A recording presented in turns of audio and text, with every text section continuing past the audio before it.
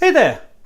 So today I want to talk about the time that I became half Irish. So how I became half Irish is a very complicated story. It's got many different paths that run simultaneously because there was things going on that I knew about and things that I didn't know that had previously happened and things that were happening simultaneously between the two. In 1998, I was 25 years old. I decided to come to Canada. So I come over, and not long after I got here, I decided it would be a great idea to go and research my family tree. I was very interested in where I came from. I spent several years researching the family tree, the cool surname all the way back. I got back to the early 1600s, and all of a sudden the paperwork was starting to get very dry. So I researched for about another year after the paper trail started going dry, and I eventually got back into the 1590s, and I realised at this point that I just wasn't going to get back any further. However, internally I really wanted to know, well, where did we come from? So I got my DNA tested. So back in those days, getting a DNA test was more expensive than getting a transatlantic plane ticket. This was not something that you did very lightly. I spent a lot of time trying to work out what I was going to get out of the tests, and originally I was interested in the mitochondrial test, which is your mothers, all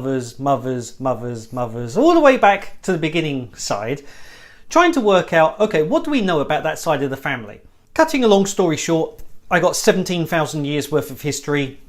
I was okay. Not long afterwards, the male side tests started to come out, and I got a Y chromosome test. This opened up a lot of information. Without getting into the nuts and bolts of the difference between male and female, just know that females pass on the mitochondrial DNA, and that stuff is stable and it goes for thousands of years with very little change, whereas the male side, it changes much more rapidly. So then, having got the DNA tested, what then happened was I realised that I could go and share some of this DNA information and find other people that were related to me. And the idea behind this was it would help me with my genealogy. I entered some of my information and instantly found that I was close-ish relations with a lot of Irish people. No Irish people had showed up anywhere in the paper trail that I already had for my genealogy for the Cool's surname. After about another 6 months, I had saved up enough money to get what's called a SNP test. Long story short, it's a much finer grained test that goes down a little bit deeper into certain aspects of your DNA called the singular nucleotide polymorphism.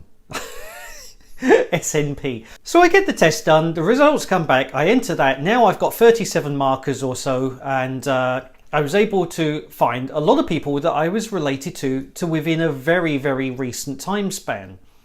This was quite shocking. I go back and I ask my parents and other family members, does anybody know anything about Ireland? Everybody said no, they knew nothing. This was perplexing to me because I know that DNA doesn't lie. I had a firm belief in the DNA was correct. So I went back and did more investigative work, and after about 5 years of back and forth with the family, I came to the conclusion that if nobody knew anything about Ireland, either I was swapped in the hospital or my father was. Where it was left for a while was I knew that something was horribly wrong. DNA doesn't lie, and my parents were like, no, absolutely, there is nothing that we know about Ireland. Fast forward to about 7 years ago, and my grandfather dies. So I find myself going over to the UK doing a funeral run. After the funeral, my father says that, the next day he wants to sit down with my mum and talk about something.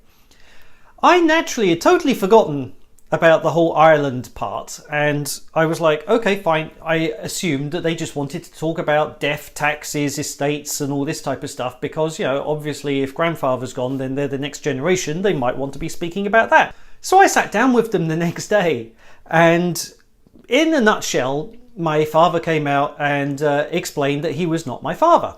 Whilst on the outside, I was like, huh? Inside, I was like, woohoo! Like, I knew that I had been right all along. Of course, now the new question was, who is my father? I got an envelope. Inside there was a name and there was a date of birth.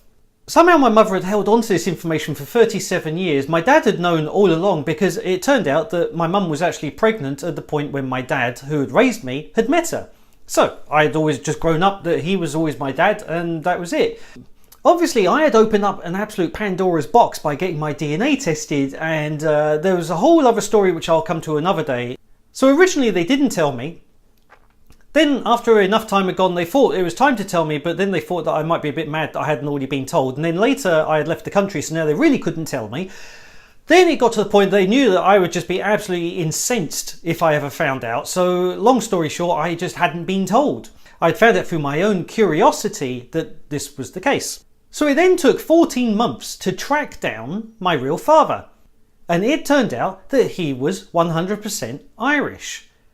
So I had gone from being raised in a house where you think that you're 100% English and both of your parents are from England to 37 years of age when you suddenly realise that no, all of the prejudices, all of the things you had been told when you were growing up, all of the things that you believed to be true, and all of the trust in your family and everything else, all of a sudden, it had been vaporised. This would be the second time my identity has had a bit of a shake. So how I came about was a bit of a bad story. So I'm not going to cover that one right now because obviously there's people alive and there's feelings that could get hurt and so forth. But I do understand how difficult it can get when you suddenly go looking for a parent and you're not too sure, do they want to be found? Were they looking for you? What would you say to them? What are your first words going to be? I had 14 months of searching, trying to find this guy.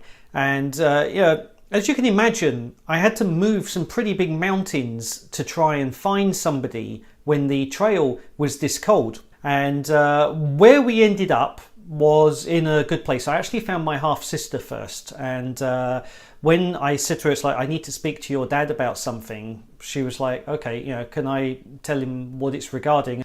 And I'll ask him when I see him. So I told her the name of my mother. I said, just mention this name and see if he says anything. And apparently his response was, oh, that'll be your brother then.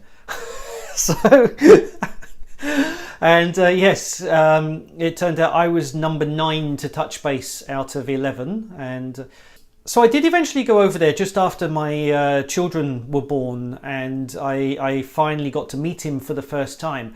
I also met my half-brothers and sisters from 2 different marriages. And it was a very, very good situation. I am really happy with how it turned out. It could have gone so wrong. The only regret I do have was because the secret was kept from me for so long, I never actually got to meet my grandparents. So that was a tough one. Yeah, I do wish that I had met them. My grandfather especially sounded like he was quite the character. So I would like to have met him, but yeah, so that's the story about how I became half Irish. There are a lot of people who over the years have said to me that my story is strange enough that it could actually make a movie. Back in the day I wasn't too sure, but I may serialise parts of what's happened to me in the past, and this is one of the weird twists in my background. So anyway, I'm going to leave off there. I think that's enough on that story for today. So yeah, my father's from Belfast, and I didn't meet him till I was 37. All right, speak to you soon. Bye.